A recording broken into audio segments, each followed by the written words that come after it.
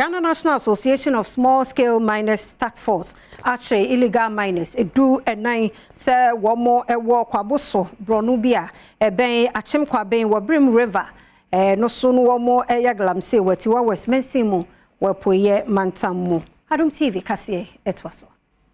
Isan say Ghana National Association of Small Scale Miners ebom homodin ya ehwese Birim nsu ye wepo ye mantem no mo no ebetumi afa ne ntuma pa efrane nti no operation bi task force awate okwa bi Birim municipality wepo ye mantem no mo no ye no enam so ama mo ache galamseyfo dunan ewa achem kwa ben ye no wati women's no emu na nam dwumadia galamseyfo no di wo ho nti no kokoko afuo nipam oil plantation ahodo wo ho no de ne nyina wasai no eno nti abala galamseyfo wo yere won pa eche no wodo wo mo ekopie mu okwa ben police station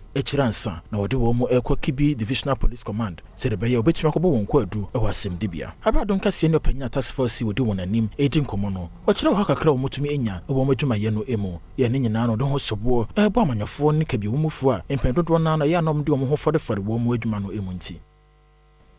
National Small Scale Mining Task Force ababe PM wo Kwabin District no pa ye timi achi nipa 14 edi o ma Kwabin police kakra metimi aka ne say Birim River no obia njae say oye adwuma gu Birim River na river no enyi clean na sankrofo yi yebedi akire ama law no aye adwuma ama o ma face law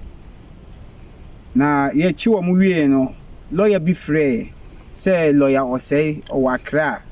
na onimo mo ye nja o mo na mesi we nya law asem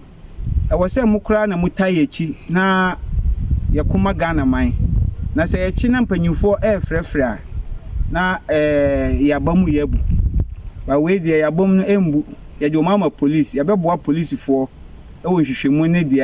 e ka ho na ya remand wo mo na amra na o madi eye task force e from Patrick Donchebi ni amedwuma me na me national commander so me masem de me de me patch o say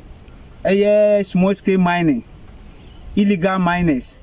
mo obi an woshi nko Birim na wo woshi ko Birim na ye chiwa e patch obi anim